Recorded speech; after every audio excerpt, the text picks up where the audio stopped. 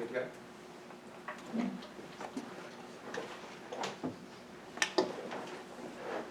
Our world and our lives are beautiful. We think there is meaning in this life, but it's not just going to be about what opposition tells you about, in terms of always achieving more, always wanting more things, always having desire. Because here's what we're going to tell you from opening government. We think that being content is a way of asking for more, not just for base desires, but that which is actually owed to us by the beauty and the potential of our lives. Contentment is about appreciating the world for what it is, and that's something we think that every human being is something that they should pursue. That's why we're proud to stand by being content. So what do we defend? Two parts to this model. First, we think this motion is clearly about an individual. It's about whether one person should take this choice, given that the pill is in front of them. The second thing, then, is just about characterizing contentment, because it's not about being a blissful pig from brave new world. You can still have things like fluctuations in mood, you can still care about things like basic survival, but it's about not having a deep sense of longing, not feeling like you're never doing enough, not feeling like you're a failure because you're only in middle management, for example, or because you weren't able to achieve all the goals that you laid out for yourself. So we think people can still want things, but it's about being okay even if you don't get every other single thing that you're looking for. 3 pieces of material. First, I'm going to talk about why contentment is what we should aim for. Second, I'm going to be talking about why other ends are destined to be failures. And lastly, I'm going to talk about why a lack of contentment is worse for ourselves and others. So first, in terms of what we should aim for. We think human history has proposed many ends, but every particular end outside of contentment is something that has always been unsubstantiated. There's nothing in the aether that reaches out to us and tells us that we should plant trees or maximize a particular moral code. Rather, we know that what people seek out is this feeling of contentment. In fact, the very act of wanting, a belief that something is good, saying that we should do something, all normativity stems from contentment, saying I would prefer the world were it this way. That means everything comes down to this fundamental feeling. Moreover, we think any opposition arguments about how there must be more in the world, how there must be some other end, are always going to be insufficient because they fail to appreciate the world for how beautiful it actually is. That every culture has things like going outside, appreciating the natural beauty of the world, like writing literature and art about the way things are. We think that everyone has always gravitated towards contentment because it is something that actually matters. We think this is something that is the ultimate aim of the human experience, but it's also something that enriches and fulfills every day of our lives, and it's better than the alternatives. But let's talk, and moving on to the second piece of material here, what the alternatives are. We think they're always going to be torturous and disappointing. The first thing under this is just that you're only in control of your own actions, that you can only choose to do something, like be satisfied in your own choice, and that's a choice we have now to instantiate and ingrain in ourselves. Whereas for any other end, you're not in control of certain outcomes in the world. You can't control whether a loved one is going to stay there. You can't control whether you're going to get a particular job, which is why it makes sense, given that we only control our own actions, to source our sense of fulfillment from those actions. Yes? Okay. If you're in a state of poverty, abject hunger, you are going to feel content under this motion, but you still feel pain, you still feel the lack of pleasure. Do you think that person is happy? There are goods that are indoctrinated into us and stolen away from us in the status quo. The reality is, the dangling of the American dream, or the broadly neoliberal dream, from closing opposition, that shouldn't we want more, forgets the fact that most people have these wants and that they never achieve them, for the exact reason that I just outlined, that most of the time it is not possible to achieve more. But the second thing to say here is that poverty does not rob people of their human experience. Think of every person working in a factory right now in China who has a terrible life but goes home and raises a family and finds human meaning in that. That's something that matters on our side of the house, because even if you can't substantially change the entire world, there's meaning to be found, and that's something you deserve to have every day. And you deserve to be able to appreciate yourself for the good parent you are within your constraints, without also being constantly told you are not good enough, you need to do more. Opening. Where do you think it is more likely that we'll go out and search for meaningful relationships, in our world or your one? This is just the same argument. It's just about whether or not we achieve the things that we want is up to whether or not we're trying hard enough. That is not the proper characterization of the world, but moreover, I'll talk about them more in the third argument. So when we have these other ends, we think that it's very unlikely that the people who have these ends the strongest are those for whom it is hardest to achieve. It is the people without resources. It is the people who have not been given the proper education. And we don't think it makes sense to just basically tell these people, hey, this is what you should want, and then never be able to achieve it. But regardless of our economic circumstance, most of our wants are contingent on the world in some ways. It's things like wanting a loved one, but the fact of the matter is, that might be unrequited. We think it's better if you're able to be content and say, I tried to be the best person I could be, and I wasn't right for you. And that's okay. Because we don't think yearning after someone obsessively is really a good thing, because that's not in your control in the first place. We want people to have lives that are capable of having the type of narrative structure that makes sense, that says, I was happy about what I did, not something that I tried my best, but thanks to the lottery, I will never get exactly what I wanted. Lastly, I want to talk about, and this engages with both POIs, why a lack of contentment makes us worse for ourselves and others. The first thing to say here is that we aspire for less when we are not content. The story of desire driving innovation and risk is mistaken, because this forgets the fact that wealthy and comfortable people are always the people who are most likely to pursue economic or risky endeavors, not just because they have the ability, because they know they'll be okay even if they don't do it. Look, for those who are genuinely unlikely to escape their situations, we don't think they're going to endanger their own livelihood for food and water. But for every person who is in the middle class and working a boring office job, we don't really think that they're entirely content, and that's why they're not looking for more. That's not why they're trying to do something that more satisfies their deepest desires of who they want to be and what they want in the world. Rather, it is a deep and ingrained fear. What if I try to leave this job? What if I try to pursue art? What if, I want to move to New Orleans? What if that doesn't work out? The fact of the matter is, knowing you are content to do your best is exactly what is most likely to cause you to take risky and innovative decisions.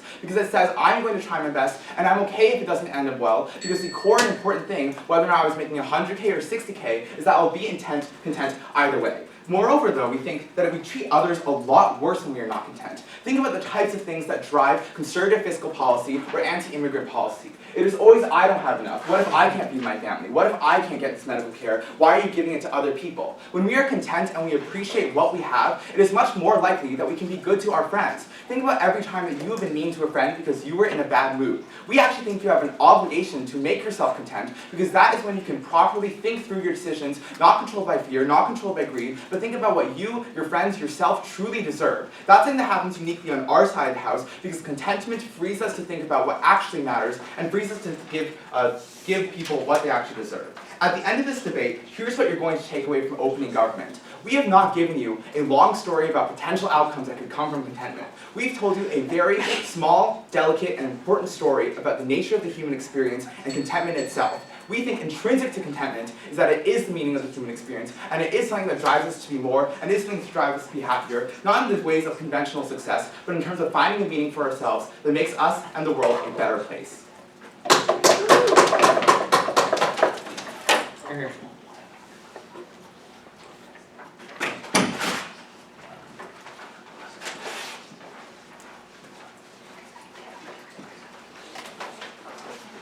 I welcome the leader of the opposition.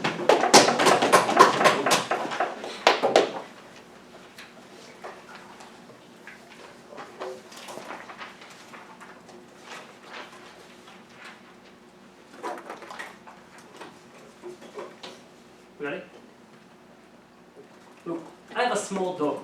He's very cute, okay? Every time that I give him a small pet, he's so happy. Every time that I go back to the house, he's jumping on me. His life is a life of content. He just gets the smaller thing and it is okay. He will never try to go out and be a debate champion. He will never go out and try to build a new thing. He will never get a new religion. He will never feel what it is to be human, what it is to have agency, what it is to do something that all of your senses tells you it is dangerous and you shouldn't do it, but you decide because you can that you will do it. We think that a life of content is not a life. A life of content is just being a complicated robot and not being a human being, which is the most important thing ever. So I will talk to you about why happiness or content is not the most important thing, and why we are losing our humanity when we are in a state of content, and why in the long term we are going to actually even lose our happiness and our ability to sustain ourselves staying in this position. But first, a couple points on the better. Look,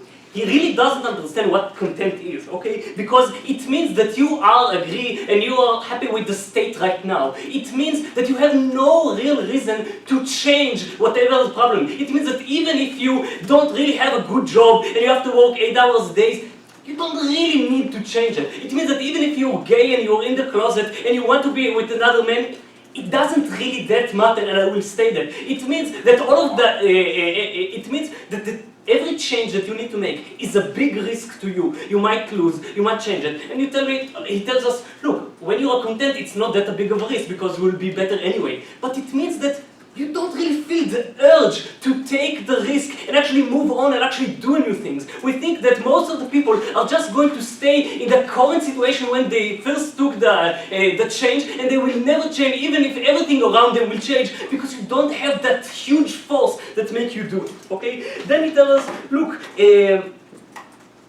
Look, most of the people today are just unsatisfied because you can't get all of those things that you want. First of all, we really don't think that is the case. We think that a lot of people are just getting their purpose from the road. When I'm trying to be a debate champion, every small debate, even if I lose, is a small step that helps me go to my goal. It means that even if I will never get there, most of the people on their way get a lot of their satisfaction just from trying, just from taking that small leap. So we don't think that most of the people are not getting satisfied, and I think that a lot of people are getting what they want. Because if I want to have a date with someone, it's not that hard for me.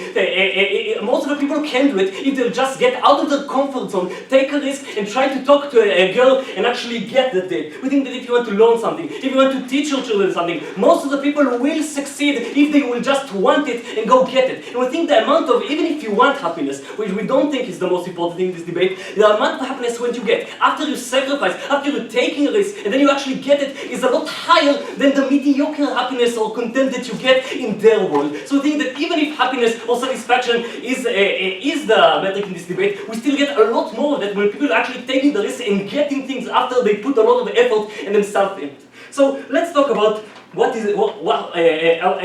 humanity, okay? We think that happiness is not what actually most important to most of the people. We can see that there's a lot of people who are religious, who hurt themselves just in order to get this feeling of purpose, that they are different, that they have something unique. We feel that soldiers or reporters who go to wars and risk themselves know that they might lose all of their happiness if they die or get hurt, but they do it because they want the satisfaction, they want to have purpose, okay? We think that debaters or sportsmen who actually hurt physically their body doing it because they want to feel unique. It is not about happiness. A lot of the time when all of your body aches and you just hate yourself for running or for doing that thing, you don't feel happiness. You feel that you did something special and that you have a purpose for living. Yes?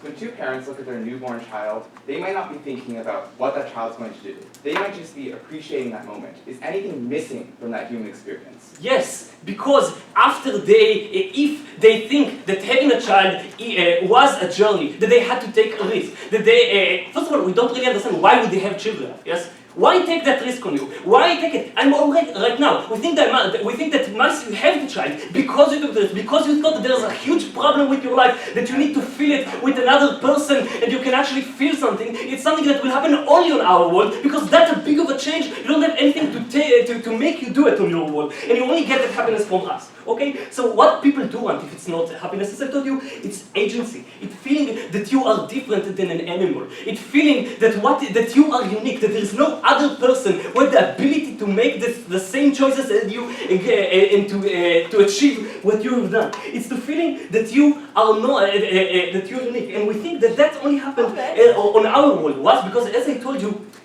in their world, you make a lot less decisions. It means that most of the decisions that you ever get will come upon you from outside. It means that what your family thought, it's probably going to be what you're going to do. It means that what the society around you think is right or wrong, well, I don't really have a good reason to go against it. It means that even if everyone races, I might be a racist. It means that if everyone stays in the same town, I don't really have the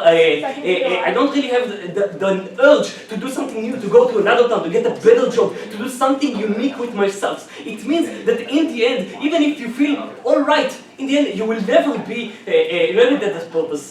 Yes. You say it's important for people to do all of these things so that they feel special and feel satisfied. Doesn't that concede then that the thing that we're maximizing is satisfaction in the first place? Look, it's not the same thing, because content is linked to happiness or satisfaction that you get from status quo. Okay, they mean that the amount of satisfaction there will always be smaller than the amount you can do when you sacrifice something for that. And we think that you don't have the urge to sacrifice. They told us that people without content are people who always think they need something new. That after they achieve something, they will also feel, I need to do something else in order to feel the same passion for satisfaction again. Your world, you might have happiness or satisfaction in a very, very low way for the whole of your life. In our world, you are building it. You are putting it a lot of effort, and when you get it, it is so high, it actually gives you the purpose to be a human. We think that dogs also feel some kind of satisfaction in their life, but you can't really compare it to what a human being with agency that made the satisfaction happen feel. Thirdly, so actually I don't have time for the next one, but it was very important to think about it in the education. Thank you very much.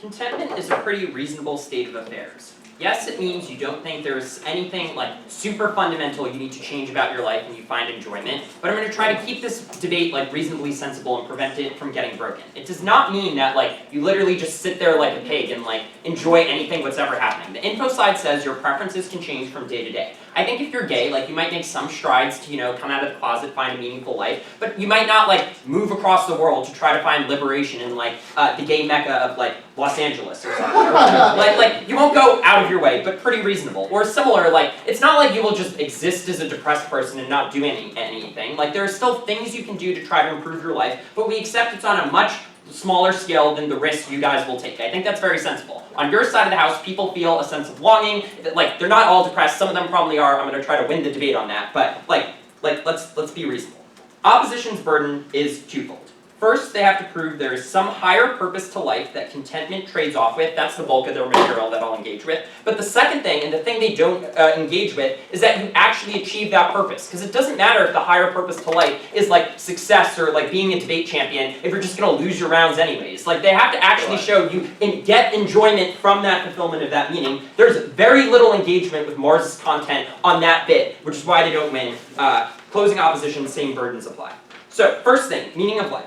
We think, regardless of whether or not you try, there will be things in your life that you can find meaning in. Because humans are inherently interactive. We're born into families, we have natural evolutionary instincts to find families, to find people to co-socialize around, and then we also like find enjoyment in meeting our immediate needs and forming culture around that. Things like art, music, etc. So when they say there's no humanity in being pet like a dog, well like, one, the dog life sounds pretty nice, actually.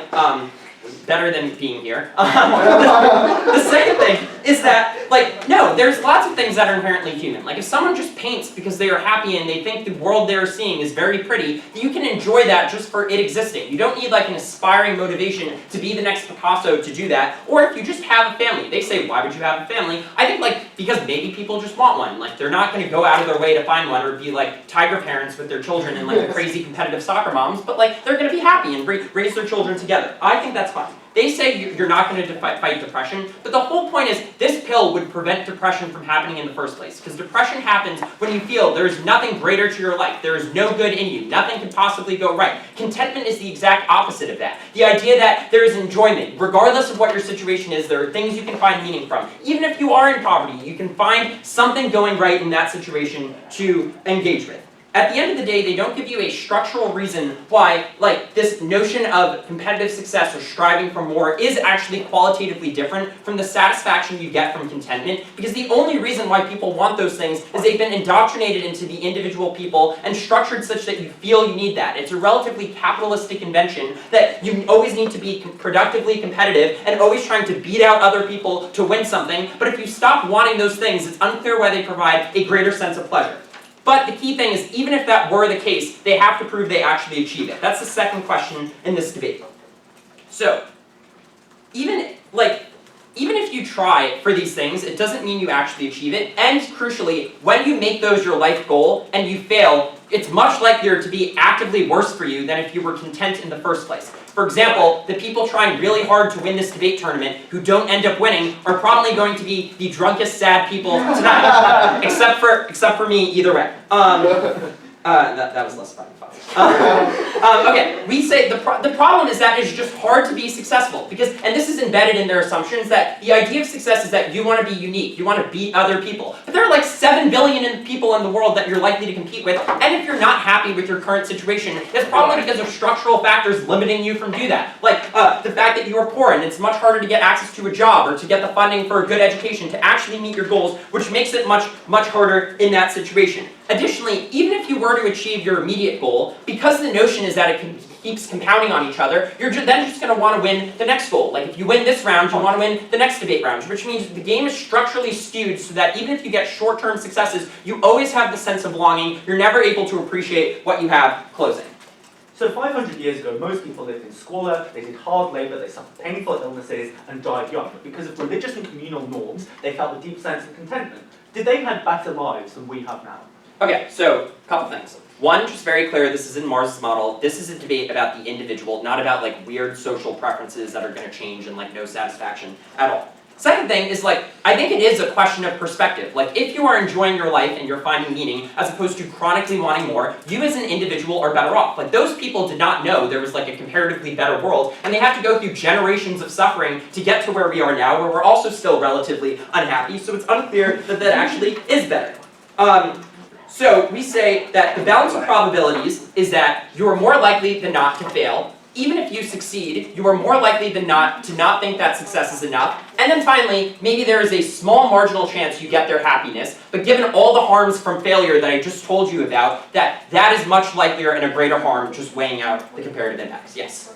People don't spend years on debating over a career or family because one day they will get one big success. It's because the way, the decision, every time that you take that risk, this is what gives you the satisfaction and the feeling that you are unique and you have a purpose in your life. Not only a big one that you might not get. I just don't think that's true. I think that people are like, I want this goal and I'm going to keep trying until I get it, and if I fail, I'm going to keep going again. Like, you would have to give a reason why that's fundamentally different as opposed to just being satisfied with what you have, which is more along the lines of contentment.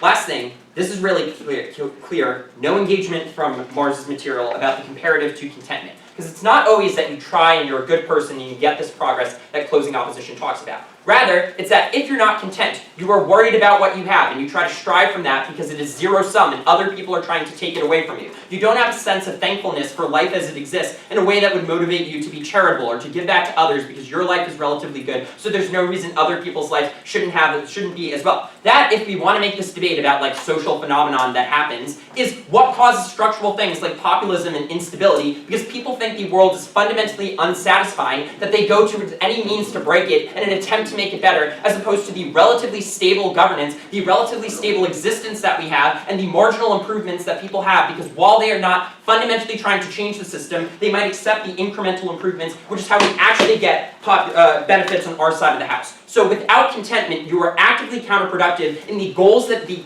opposition bench is trying to set up in a way that makes you just worse off, both as an individual who's now jealous and afraid, and as a society overall, aspiring for less by competing for more.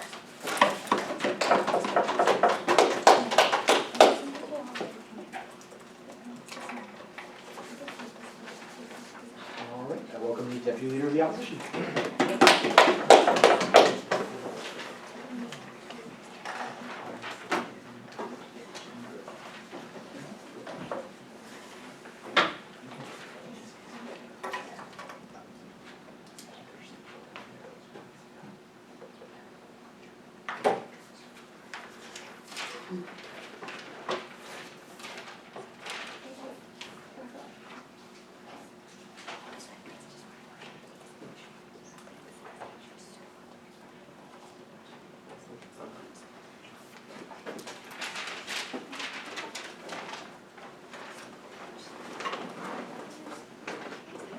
There is a reason why Mars tried to exclude specifically Brave New World. Because they know that if we all just got the Soma and were extremely happy, that's not the world they want you viewing, and they explicitly said that because they know they are missing something.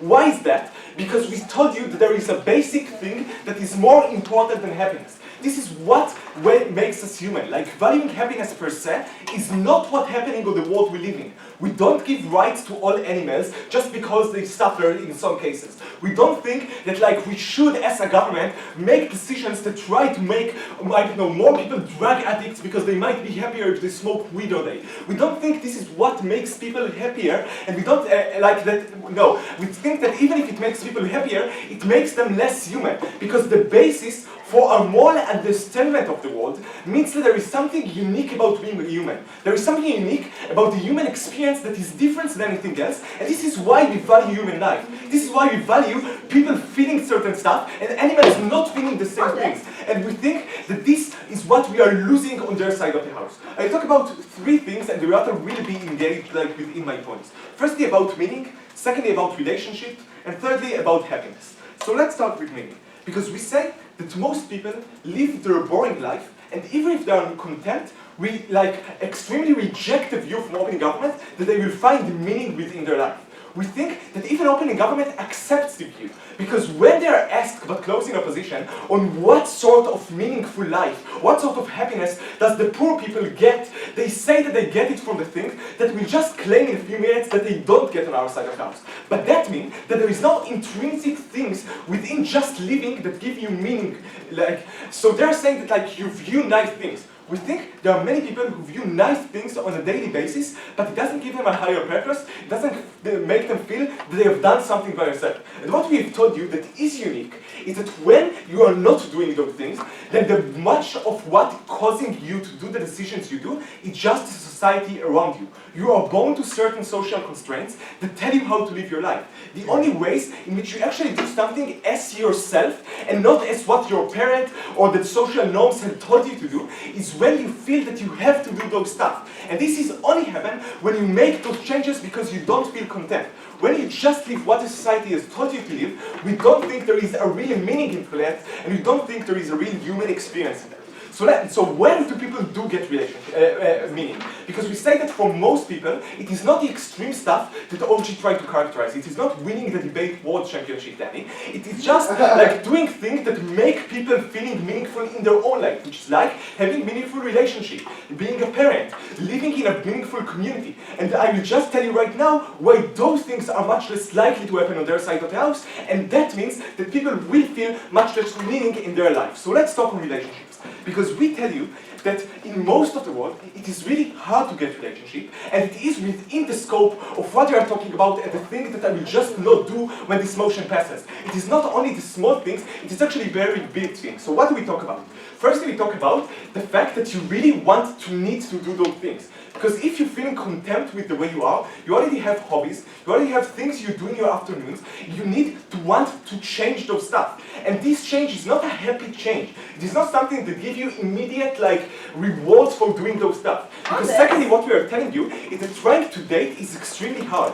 You have to like spend probably hours and hours on Tinder trying to like swipe and find the person who matches you, which is mostly not very fun when you do it. Then you try to go on dates, and in the date, most dates will fail, and you don't feel very content when you're doing those things. When you compare that to just staying at home and feeling nice, most people won't do those things. The only reason people do those things is because they feel lonely. Because they feel that there is very big something that is missing from their life that would make them much more happy. And we think that this thing only happens on our side of the house because this missing part won't be big as much on government side. Before I move on, I will take a second. What do you think is a healthier relationship?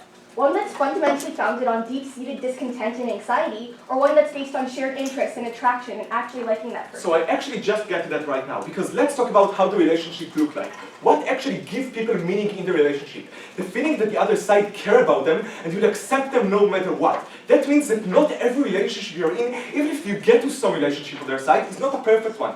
And the chances that on our side of the house, on their side of the house, people will get into a relationship which is not good, but stay in that relationship, which in the extreme cases might be an abusive relationship, but in most cases will just be a relationship that don't give you the fulfillment that you need from that relationship. We think that most people feel content within their relationship. We don't have to defend our positions that everyone feel always not content. But we do say that in some places, most of the people on this world feel contented with most of what they do, but in some cases they feel not contented, as this is what making them to do bigger actions, which only happens on our side of the house. Before I move on, yes, first. So Carl Sagan and Jane Goodall are not voraciously competitive people. They didn't pursue riches because the beauty of the universe was itself enough to motivate them to become great scientists, not if you're a failure. What's less human about that?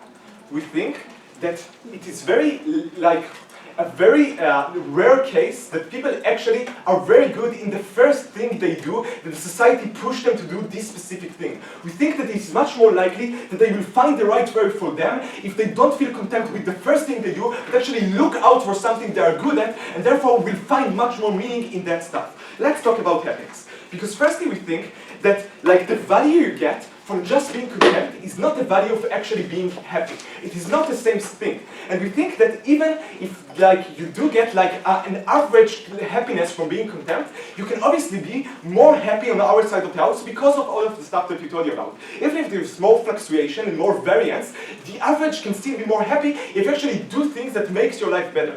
But then government says that most people will feel unhappy. So let's respond to that directly. We firstly say that we don't have to defend everyone who are always not content with what they do. We think that most people are content with most of the stuff, they always change a few of them, and this means that a lot of what the government says about how you always feel not contented is not true. Secondly, people do value the way and the road to the success even if they don't succeed. They have optimism bias, which tells them that even if they don't won the tournament, they've done a great job this time and they feel proud of themselves. This is how people work. But thirdly, we say that people do have reasonable goals many times. They want to have a relationship, they want to have kids, they want to do communal projects. And those objects they can get, and many people are happy with getting those projects. And we say that when you are an 80-year-old, look back at your life, it's much more meaningful to you. You will feel much more happy with your life if you have done something that was especially you, and not just stayed how the society wanted you to do. Please oppose the motion. Thank you.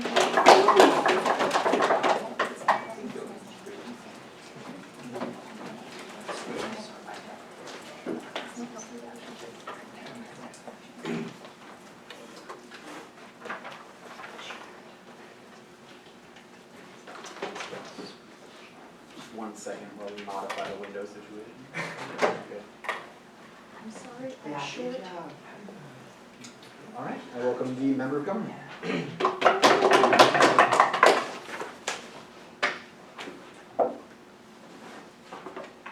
Discontent is a gnawing, pervasive thought that grapples with you at every step of your identity. It is the thing that even when you break 17-bit rules, causes you, because you feel so unsatisfied, to drink so much yaka that you do not remember what happened the next day.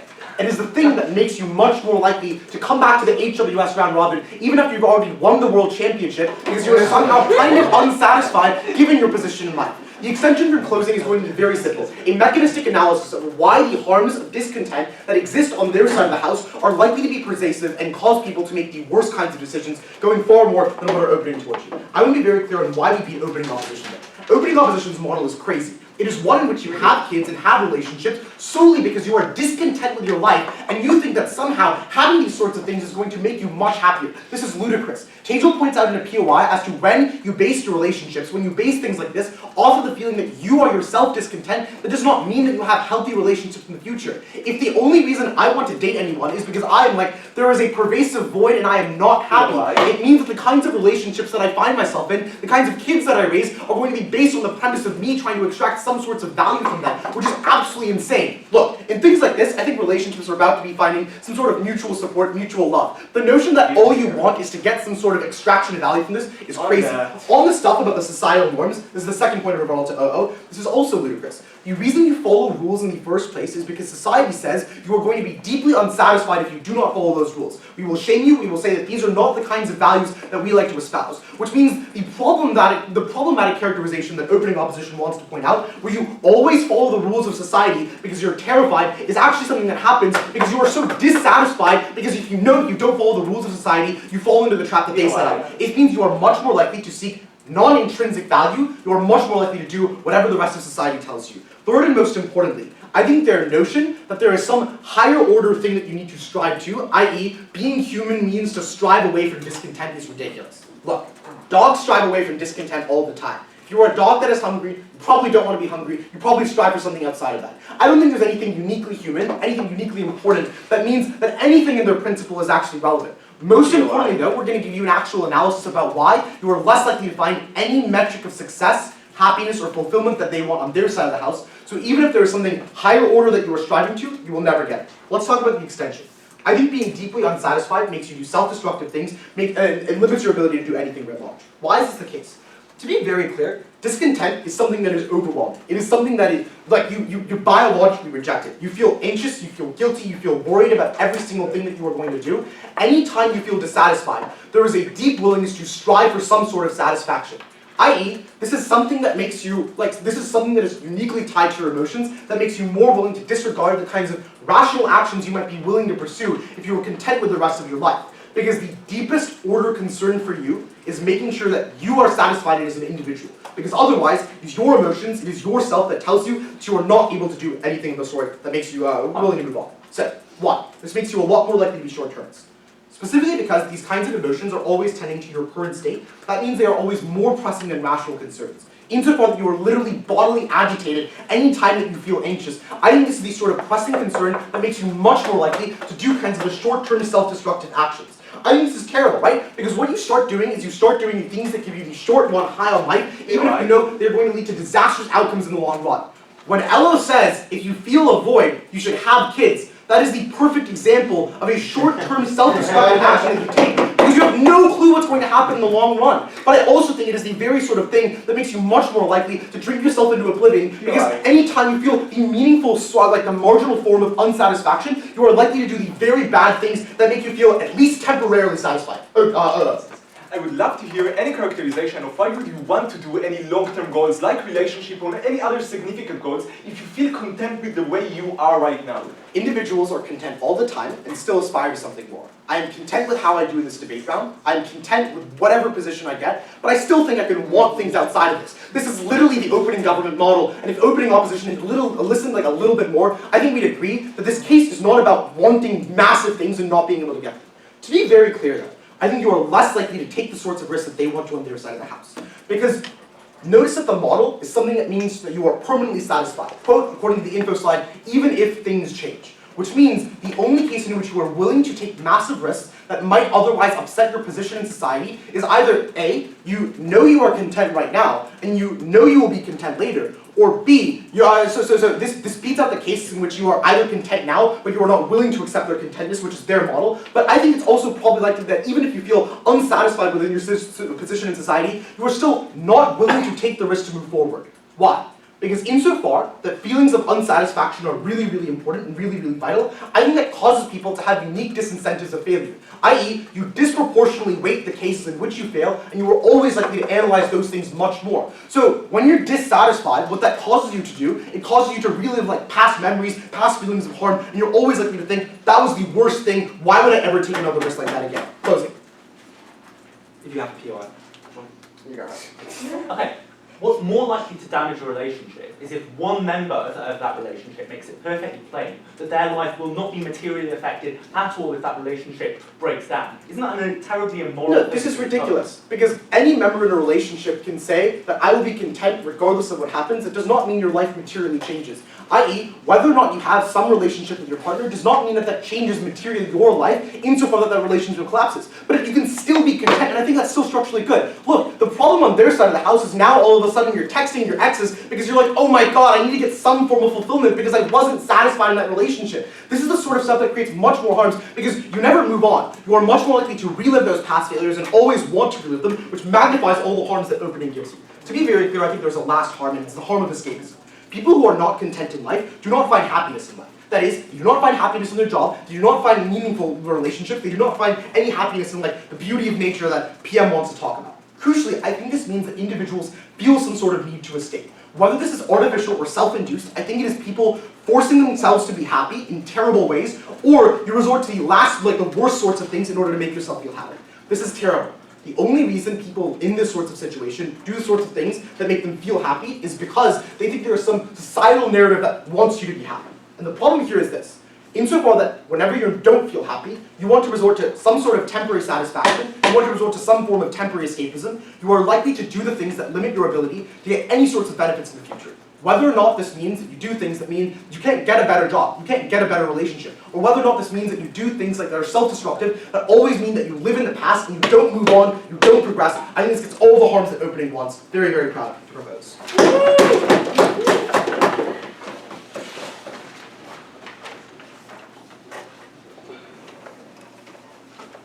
Welcome to the member of opposition.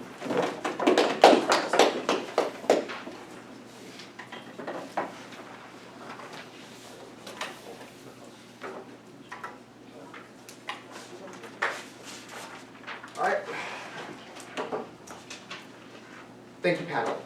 Injustice in society is pervasive and devastating because it asserts its normalcy. It says that the way things are the way that it ought to be, that the problems that exist are just external to you and aren't things that you should strive to change. And these injustices don't just affect individuals, they affect societies writ large.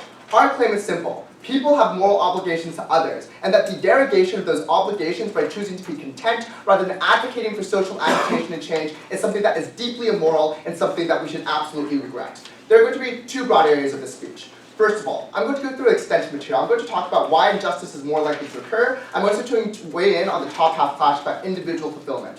Then, I'm going to move into some brief rebuttal of the claims that we get from the closing government speech. So, to begin with, I just want to characterize what this contentedness means, because we do accept to a certain degree from opening government that this means that you won't take drastic action, that the day-to-day wants that you have are probably likely to stay largely the same so long as they're convenient, but the things that are more difficult are going to be the things that you choose to not pursue under this world. What does that lead to?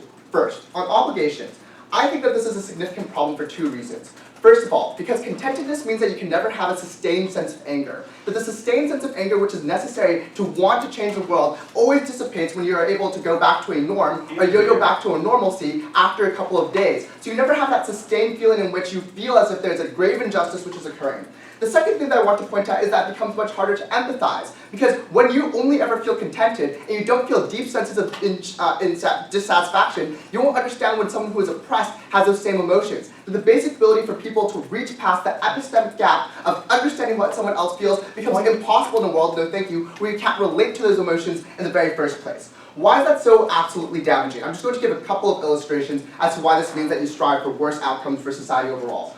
First of all, this means that privileged groups are less likely to reach out and help those who are disprivileged, because you never feel that sense of anger on behalf of someone else, and you never have a personal material reason as to want to improve their conditions. That means that you're less likely to go work for charities and help people who are poor, for instance. It means that you're less likely to try and agitate in political movements or use your political and social capital to change these things. Second of all, no thank you. Groups themselves become much more unlikely to actually agitate insofar as they cannot sustain a sense of anger that is large enough for them to feel as if they need to do a drastic action, oftentimes things which take significant amounts of your personal time and are massive inconveniences, which OJ characterizes as the decisions that you won't make anymore, which means that individuals no longer make these decisions either. Third of all, your obligations to your family, because I think it's very concrete the ways in which you can help your family. That you might, for instance, take out a loan to go to school and maybe immigrate to Canada or something like that so that your children can have a better life. No, thank you. Those are valid decisions which I think are important for the relationship that you have with other people, and those people who didn't take the contentedness pill. Those people who do feel suffering and still feel pain in that exact same way. And those people are left behind. But finally, I also want to note that this means that future generations are affected, no thank you. That people past just now are affected. People in the future who aren't affected by things like advocating to stop climate change or the creation of new technologies. Now, what are the claims that we get from opening government to try and counter this? One claim that they make is that oftentimes this means that you're motivated towards populism. So it doesn't always lead to good social ends, sometimes the anger leads to bad social ends. But I want to point out a couple of things. First of all, I want to point out that this means that you're status quo biased. And insofar as the status quo is largely unjust and more unjust than fair, I think that the agitation to change the norm is better for social progression in a positive way, given the structure of our society now. Second of all, I think strong emotions tend towards empathy, because that's one of the most powerful human instincts, which means that you're more likely to get the empathetic responses than the selfish responses. What else do we get from the opening government? Because they also assert that you have no control in your lives, and implicitly this would refute our case, because if you can't change anything, why try? Well, first of all, because in instances like family members, for instance, you can change their lives. You can materially change your life by taking out a loan, trying to work hard, trying to immigrate to a different country. Second of all, you can make small-scale actions to political advocacy. I'll take in a moment to detail. Things like working in charities that do to materially affect the lives of people on the ground and trying to advocate for larger change. Yeah. If you are unsatisfied to the point that you think your needs are very important, why do you ever work in charity or join a social movement if you can work in finance instead? Okay, but you missed the reason why people are dissatisfied. I just broke this deadlock. I told you that the stronger emotions tend to be empathy, and furthermore, oppressed groups have a self-interested reason to try and agitate. So that misses all the weighing and all the preemptive work I did just there. The final thing that we get from the opening government and also the closing government is that you won't innovate. So this is directly responding against the climate change part of this argument. But here's the problem with this claim from them. Under their world, you have no reason to innovate because there's no benefit from innovation. There may be some risks on our side of the house, but at least you have an incentive to innovate, and perhaps the overriding incentive is bolstered by things like a personal passion for that project, or for empathy for other people. But on their side, there's no reason to change your life and radically change your career, no thank you, or do things that are massive investments for other people. So that innovation is comparatively more likely to happen on our side of the house. Okay. Now let's move into the second section about individual happiness. I just want to make a few observations here. The first observation I want to make is that this is a terrible proxy for overall human happiness. Satisfaction does not mean the same thing as being happy. Because, as I pointed out in a POI, you may be still suffering material disadvantages like being in poverty, and you are less likely to change. Those kinds of material disadvantages still affect who you are, how you live your life, how you perceive the world. It just doesn't affect your satisfaction. And our claim is that that sensory pain is still something which matters, and something that's less likely to be broken out of, especially based on lack of charity, etc. Yeah. So, if empathy is the most powerful emotion without this pill, why is the status quo full of angry climate change deniers and poverty? They don't seem very empathetic. I mean, yes, I agree. I agree with your side that there are some bad people. I'm just saying that it will tend towards the good, and that in status quo you already see social movements tending towards the good more than regressing to the past. There are some incidental bumps along the way, but I think the arc of justice is trending towards good because of the reasons that I provide.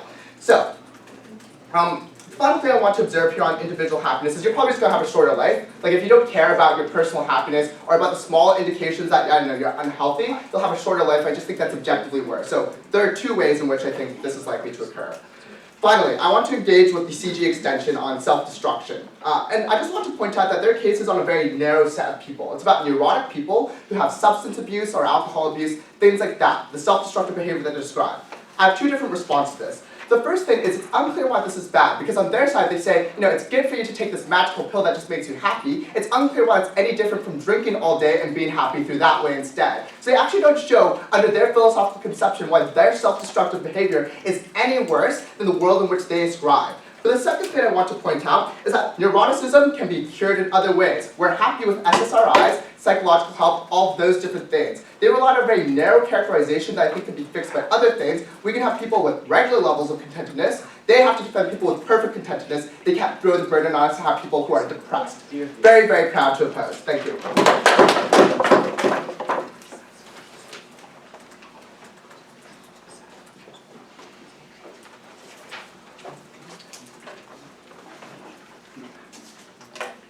I will end the government whip.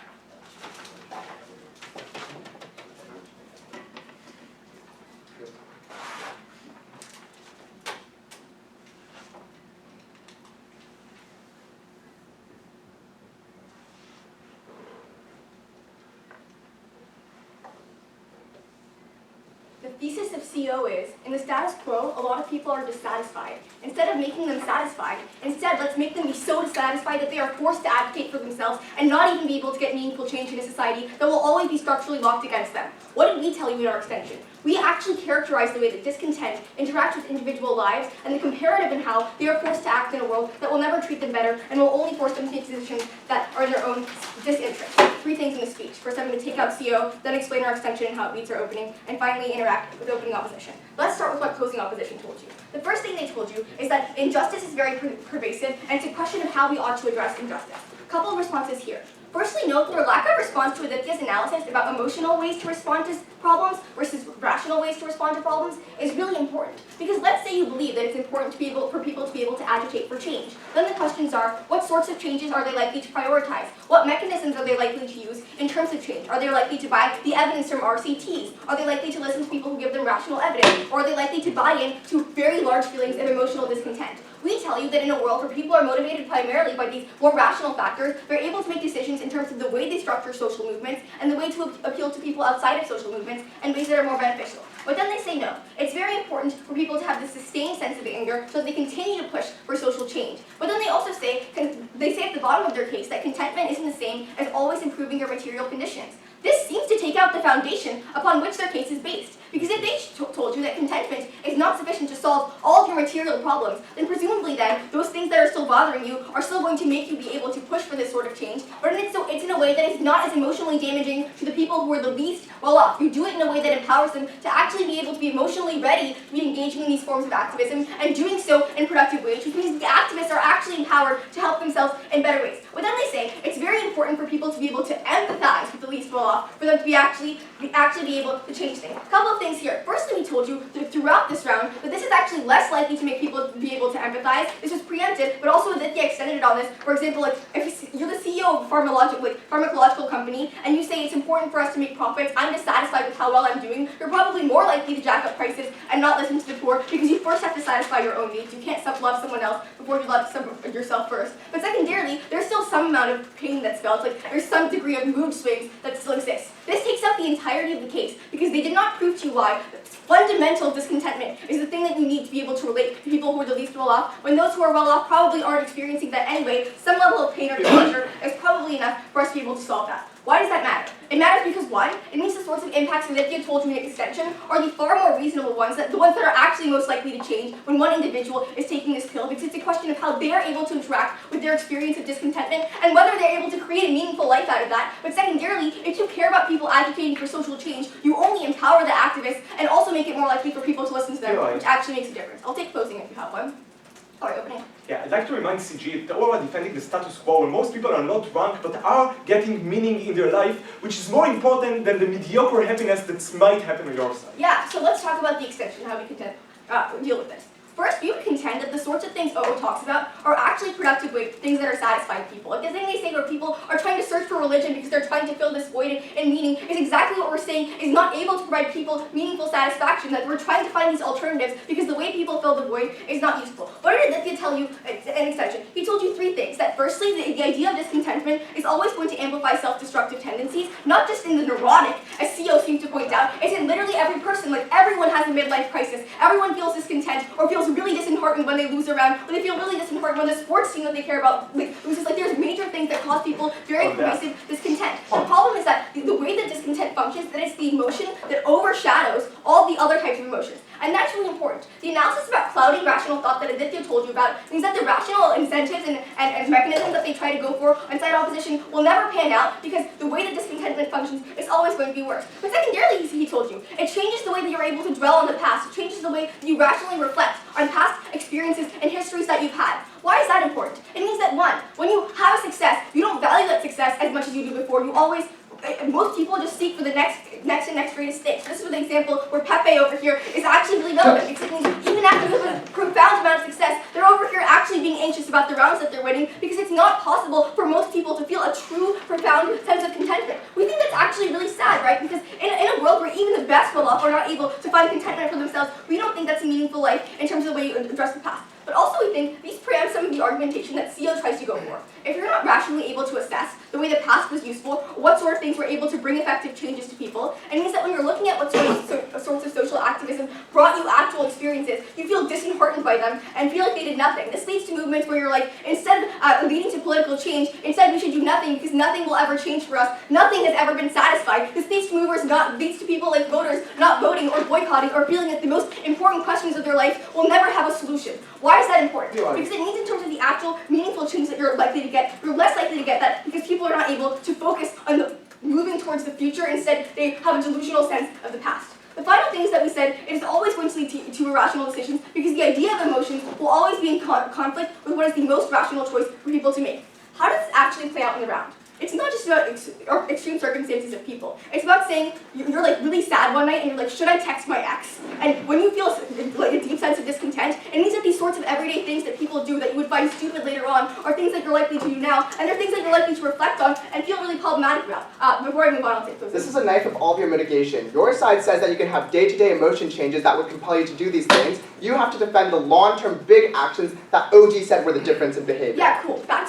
This is why the extension matters. It uniquely ties these things to fundamental discontentment. Like the idea of not being satisfied with yourself, the idea of being insecure, and it's what leads you to do these things where you try to fulfill your idea of your own self-worth and take specific actions where you're like, oh, I'm not satisfied with X specific job, and so I feel really bad about myself, or this relationship that was a really important part of my identity failed, and I should feel better about myself. Why is that important? It means that insofar as the most fundamental irrational things that people do, everyday people do, are based on this idea of discontent, we make their life better, not just for people who are average, but also for people who are fundamentally disproportionately affected by this, which means all the stuff that OG tells you about, right? Which is like, people should care about being able to lead meaningful lives, only matters if you analyze the comparative by which discontent is actually something that is actively worse, which puts us over opening. Finally, on opening opposition, Aditya already beat this with rebuttal, but also we think we gave better responses to opening opposition than our opening gave you. Why? Because we actually characterized it the way that if they care about people being able to strive from some sort of purpose, the way that people strive for that is always worse on their side of the house because the way that it plays out is in ways that is not actually optimal for an individual. Look, at the end of the day, we think discontent is what drives people to do the worst sorts of things for themselves, and we would rather those people not have to deal with these problems and also have better social change, like see what stuff.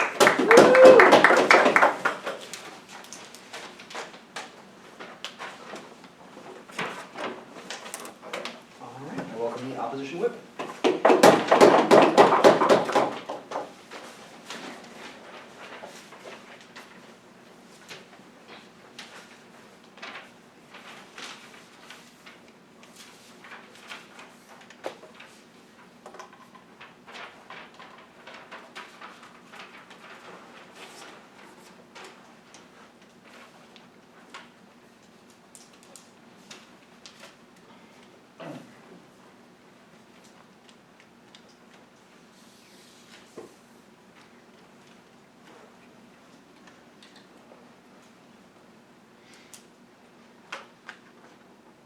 There are two huge flaws with the government case.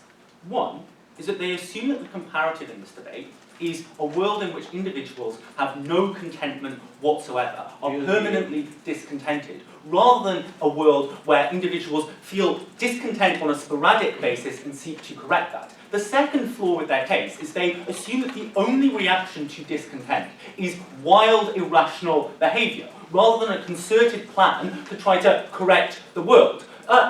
Example, if someone feels a sense of discontent with loneliness, they don't necessarily always act irrationally and text exes who hate them. They instead might embark on a rational plan to improve their lives, so like make themselves fitter, to join clubs and things like that. And it's because of that that their case falls. I'm going to talk about two things in this debate.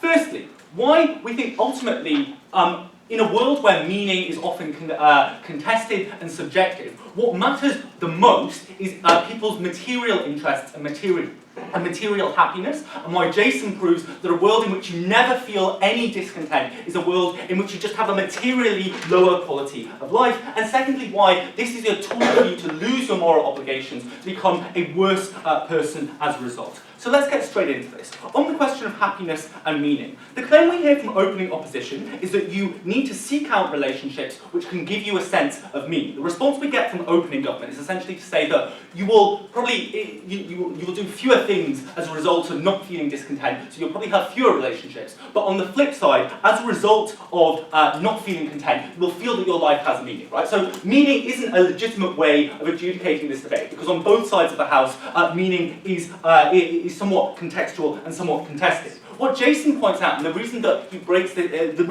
this debate from closing opposition, is that some things are objective. The length of your life matters. The ability for you to not feel pain is the most important thing, given that meaning can be different on both sides of the house. Why then does he prove that a result of not feeling any discontent is likely to mean that you as an individual have a much lower quality of life?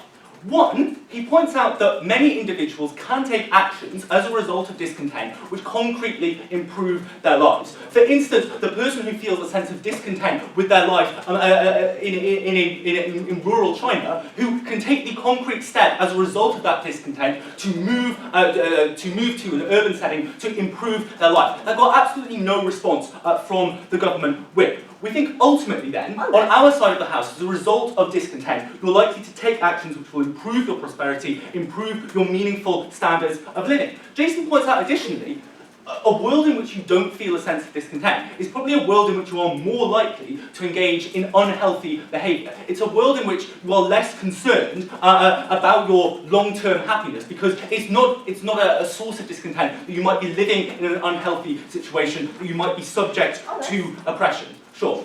So, Aditya told you that discontent is fundamentally tied to a disproportionate sense of disillusionment and lack of being able to actually affect change. Do you think it's going to be inspiring or disillusioning?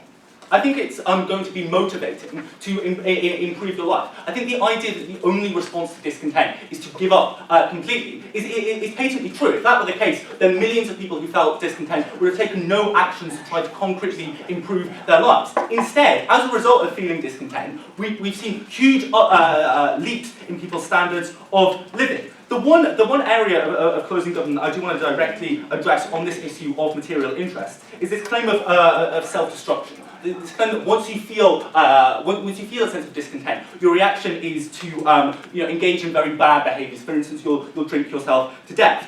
We would claim that, contrary to that, it's probably going to be worse when you don't regret and don't feel a sense of discontent as a result of a bad state. For instance, if you're drinking too much, in a world where you can feel discontent at your bad life, you might snap out of that. In a world where you are perfectly contented with engaging in unhealthy behaviours because they give you a short-term rush, because they can alleviate a short-term sense of pain, you are going to take actions which improve that. So ultimately what Jason proves uniquely on this side of the house is that it's only a world in which discontent can exist, in which discontent can motivate people to rationally improve their lives, that they have meaningful improvements in their standard of living. Before I move on, opening. So, even if people are rational, they're still likely to fail. Lots of people who move out of rural China end up dying in burning buildings. We say it's better and more likely to succeed if you just find content in the life you have.